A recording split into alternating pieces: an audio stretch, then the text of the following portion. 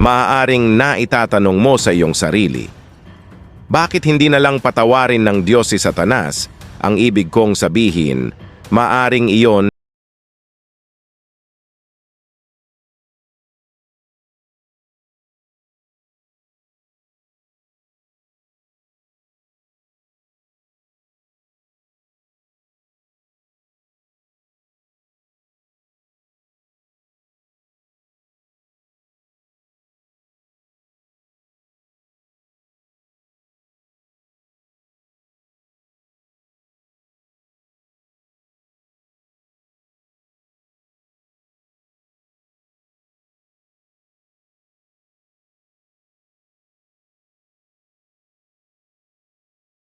ang isang pagkakamali na ginagawa ng maraming tao ay ang pagtutumbas ng sitwasyon ni Satanas sa kalagayan ng sangkatauhan sa isang kahulugan na kung mapapatawad ng Diyos ang sangkatauhan, maaari rin niyang patawarin si Satanas.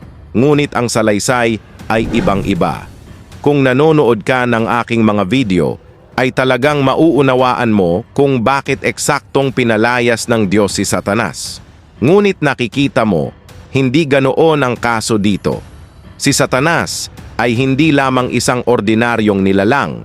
Siya ay isang nilalang ng kaluwalhatian at kapangyarihan na may espesyal na lugar sa langit. Hindi lamang naunawaan ni Satanas kung gaano kalakas ang Diyos, ngunit nasaksihan mismo ni Satanas ang kapangyarihan ng kataas-taasan at alam na walang maihahambing sa kanya. Kung gayon, maaari nating ibuod ang pagbagsak ni Satari sa isang salita, katigasan ng ulo. Nakikita mo, ang ginawa noon ni Satanas na si Lucifer ay parang paggawa ng pagtataksil, na masasabing pinakamalaking krimen na maaaring gawin ng isang tao sa natural na kaayusan.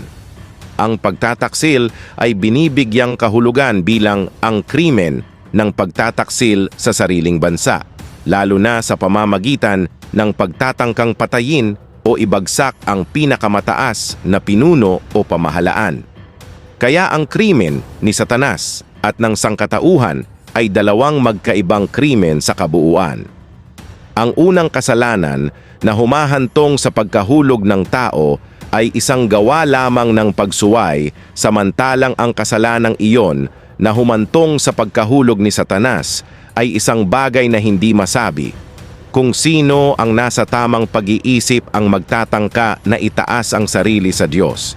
Nakikita mo, si Satanas na si Lucifer ay palaging isang mapagmataas, mayabang at mapagmataas na nilalang. Kung babasahin mo ang Biblia, lalo na ang aklat ng Apokalipsis, mauunawaan mo na pagkatapos mabigo ang pagtatangka ni Satanas na itatag ang kanyang mga trono sa langit, tinipon pa rin niya ang ikatlong bahagi ng mga anghel sa langit na may bilang na laksa-laksa upang lumaban sa mga anghel ng Diyos. Nadama talaga ni Satanas na sapat na siya para tanggapin ang pagkatalo. Kaya sa halip na kilalanin ang kanyang mga plano at pangarap na magtatag ng sarili niyang kaharian ay nabigo. Kahit papaano ay naniwala siya kung ano ang kinakailangan upang labanan ang Diyos, kaya kahit na ang Diyos mismo ay nagnanais na magpakita ng awa kay Satanas, talagang hindi iyon gusto ni Satanas. Ang tanging pangarap at misyon niya ay ang dakilain ang kanyang sarili sa itaas ng Diyos. Kaya inilagay ni Satanas ang kanyang sarili sa isang lugar na naglalagay sa kanya bilang isang walang hanggang kaaway ng Diyos. Isang taong hindi kailanman tatanggapin ang kanyang mga pagkakamali at maling gawain.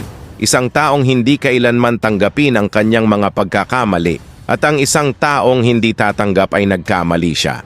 At maaari nating makita ang ugali na ito sa maraming tao na halos hindi tatanggapin ang kanilang pagkakamali o kahit na humingi ng paumanhin. Nagkamali ako. Ngunit hindi iyon ang pinag-uusapan natin tungkol sa...